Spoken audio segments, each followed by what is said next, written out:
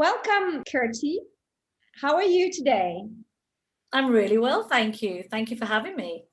It's a pleasure. So, where are you based? I am currently in Hong Kong on a very rainy monsoon afternoon. Can you tell us, we're going way back, about your first job? Yes. You've really made me think about what that first job was, but actually it was in fashion. So when I was 16 years old, I got my first job in a high street fashion store, say, Miss Selfridge, if you remember them. Yeah. I think they still exist. It was my favorite brand at the time, and we're talking over 30 years ago, by the way. So at 16 years old, I got my first job at Miss Selfridge as a sales assistant. But the coolest part of that job was you had to wear Miss Selfridge clothes as your uniform. Wow. And as a 16-year-old, you could keep those. So that was a great plus for me, a big benefit. Tell us a little bit about your self, obviously, and your current role, and what are the key elements in your current function? So I run my own business. It's called Meraki Executive Search and Consulting, and we are a executive search and leadership development organization. But we have a very clear strategy and purpose, and that is to help increase and improve female participation in the workforce. So whether that's women on boards, women in senior leadership, or really helping our clients around pipeline building when it comes to female talent.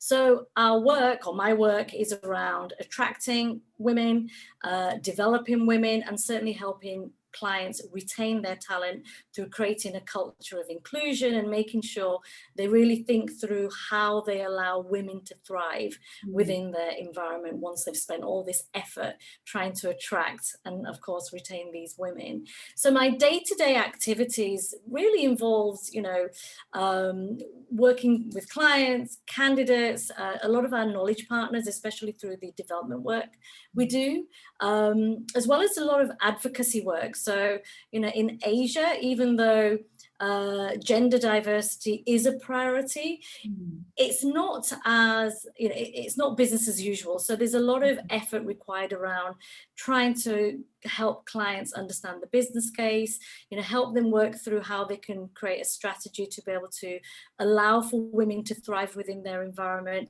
and helping companies connect the dots. So, it may not necessarily be us helping them directly, but being able to introduce our clients to other clients who can perhaps support them and share experiences and ideas of some of their own journey to help those clients to be able to move forward. Coming back to you, so what is your daily routine? Do you have a daily routine? I don't think any day is the same, and I'm sure yours is exactly the same. And when you have when you're running your own business and the business itself is a consulting business, the people you meet, the work you do can change from day to day. But if I had to generalize, we get up in the morning, we take the kids to school, we drop off the kids first, then get into the office. I love my downtime before anybody arrives, where I tend to eat my breakfast and listen to some of Clubhouse. I don't know if you follow any of the Clubhouse chats, but I absolutely love them. And then it's really getting on with the work. It's lots of client meetings, candidate interviews, working through our knowledge partners. We run a women's network. So, certainly since COVID, we're hosting a lot more of these events for our network, but online, so through webinars. So there's a lot of activity around that. We run a corporate governance program with Hong Kong University Business School, and we're doing a lot of alumni programs for them to be able to keep that community together. So there's a lot of kind of, a lot of work around helping our community stay together, learn from each other, and stay connected during this, crazy period that we're going through. So, any advice you would give to someone that would like to follow in your footsteps? What advice would that be? I'm now an entrepreneur. I haven't always been, but for the past just over 3 years, I've been an entrepreneur. And being an entrepreneur gives you choices because it gives you control over your time, which you well know as well. But having control over your time, doing something that where your work aligns with your purpose is incredibly rewarding. It's massively fulfilling, and it gives you a reason to, get up and get excited every day.